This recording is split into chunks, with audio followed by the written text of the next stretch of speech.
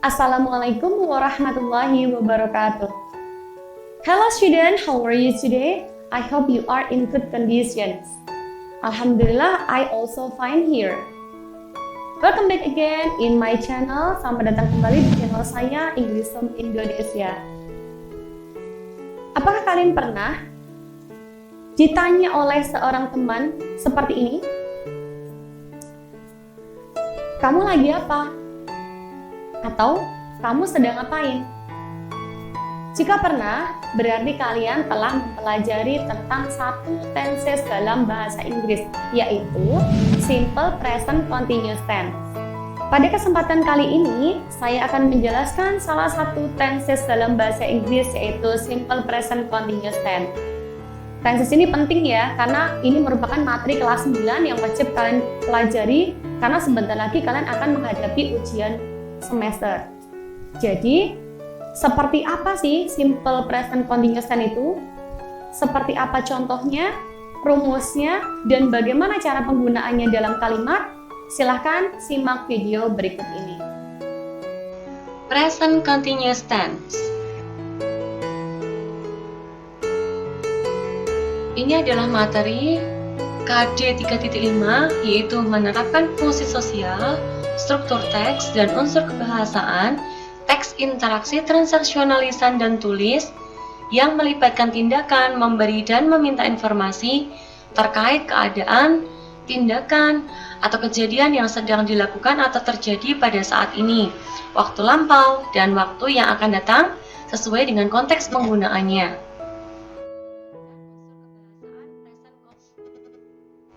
Nah, di sini kita akan fokus pada present continuous. What is present continuous tense? Apakah dari kalian ada yang tahu apa itu present continuous tense?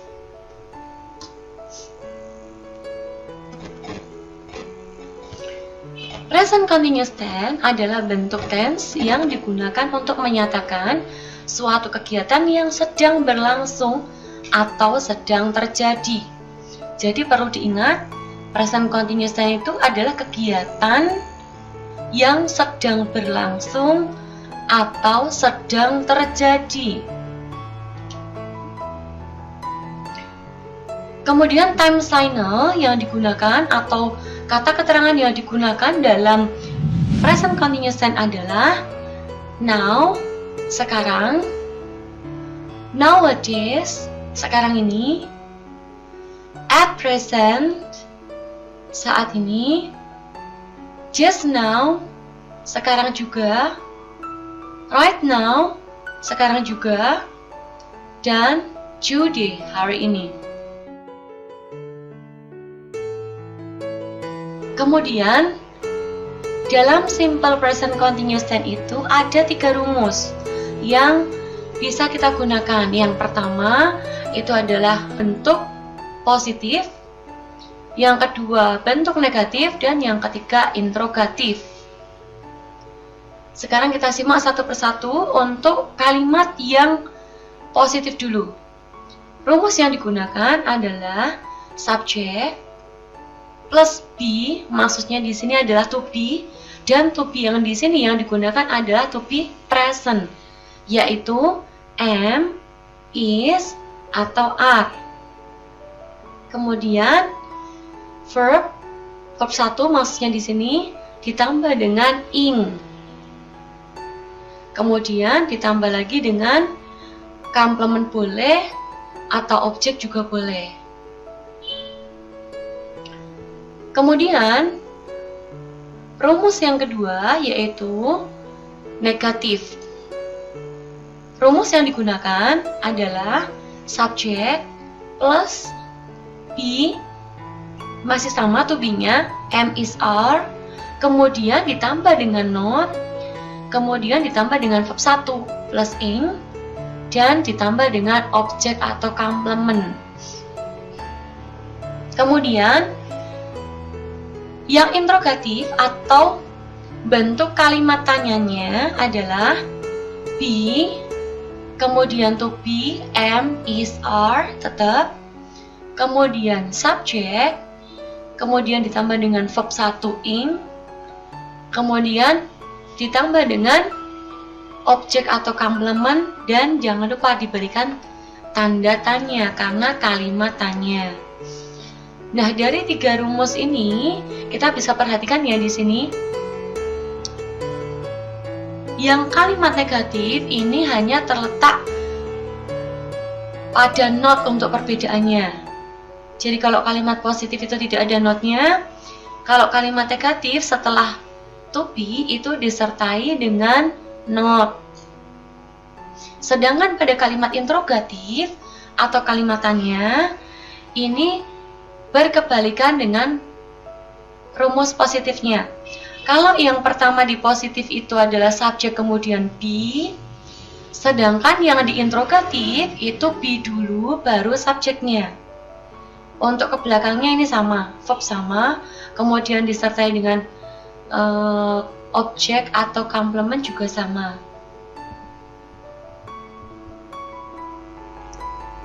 Bagaimana? Apakah sudah paham tentang rumusnya? Kalau sudah, mari kita lanjutkan.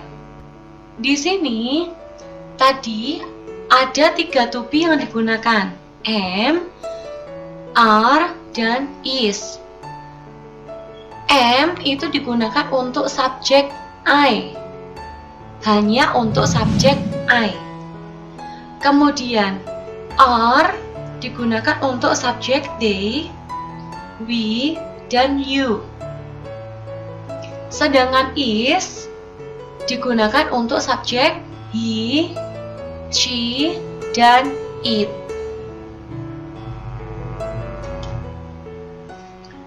Kemudian mari kita lihat contoh kalimat positifnya. This time, she is reading newspaper. Sekarang ini, dia, maksudnya per di sini adalah perempuan, sedang membaca koran. Nah, kita lihat di sini bahwa this time ini adalah time signal. Sekarang ini artinya. Kemudian she adalah subjeknya. Kemudian is adalah to be. Kemudian diikuti dengan reading. Verb 1 plus ing. Jadi reading itu dari kata read. Verb 1-nya read, kemudian ditambah dengan ing jadi reading. Contoh yang kedua, they are preparing dinner now. Nah, they di sini adalah subjek, kemudian are adalah to be. Kenapa menggunakan are? Karena subjeknya they. Jadi kita gunakan to be are. Kemudian preparing, verb 1 plus ing, dari kata prepare. Kemudian ditambah dengan ing menjadi preparing. Kemudian dinner now. Mereka sedang mempersiapkan makan malam sekarang. Sekarang mari kita lihat bentuk kalimat negatifnya. She is not playing badminton now. Dia perempuan tidak sedang bermain badminton sekarang. She di sini adalah subjeknya, kemudian is adalah to be. Kemudian jangan lupa kalau kalimat negatif itu harus ada kata not setelah to be. Kemudian setelah not baru diikuti dengan verb 1 ing, playing. Playing dari kata play ditambah dengan ing. Kemudian contoh yang kedua, I am not reading newspaper right now. Aku tidak sedang membaca koran sekarang. Nah, kita lihat di sini I adalah subjeknya, kemudian am adalah to be, kemudian not itu sesuai rumusnya tadi ya, setelah to be diikuti dengan not karena kalimat negatif, kemudian diikuti dengan verb 1 ing, reading. Dari kata read ditambah dengan ing menjadi reading. Bagaimana? Apakah sudah jelas untuk contoh kalimat negatifnya? Kalau sudah jelas, mari kita ke contoh kalimat interrogatif atau contoh kalimat tanya. Is she playing badminton now? Apakah dia sedang bermain badminton sekarang? Jadi di sini ada perubahan sedikit. Kalau yang tadi di kalimat positif itu she is playing badminton now, kalau dalam kalimat interrogatif atau kalimat tanya, maka to be-nya dulu baru subjek. Dan untuk menjawab seperti ini, maka jawabannya ada dua. Itu bentuknya yes no question. Jadi bisa yes atau no. Kalau yes, berarti jawabannya yes, she is. Atau no, she is not. Yes dari kata ya atau tidaknya, kemudian she diambil dari subjeknya, kemudian is diambil dari kata tanyanya. Jangan lupa, kalau dia jawabannya no, maka ditambah dengan kata not di belakangnya. Selanjutnya, contoh yang kedua, are they reading newspaper now? Apakah mereka sedang membaca koran sekarang? Yes, they are, atau no, they are not. Ini sama ya, yes, kemudian diikuti dengan they karena subjeknya they, kemudian are karena kata tanyanya memakai to be are.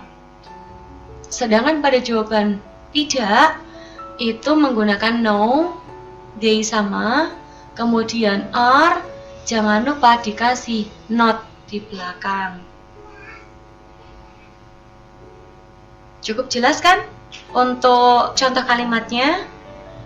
Mari kita lanjut ke latihan soal. Di sini kalian harus menjawab pertanyaan yang ada sesuai dengan gambar yang kalian lihat.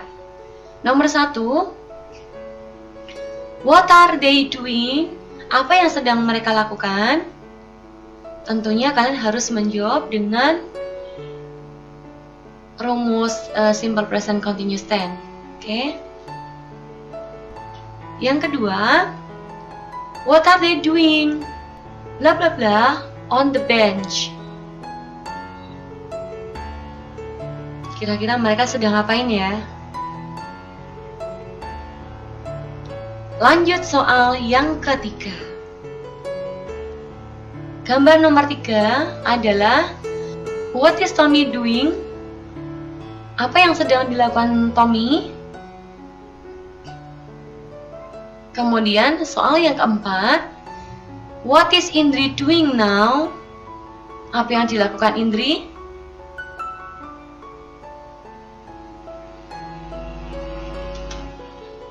Soal yang terakhir, what are they doing there? Bla bla bla English nowadays. Nah, selamat mengerjakan. Semoga sukses.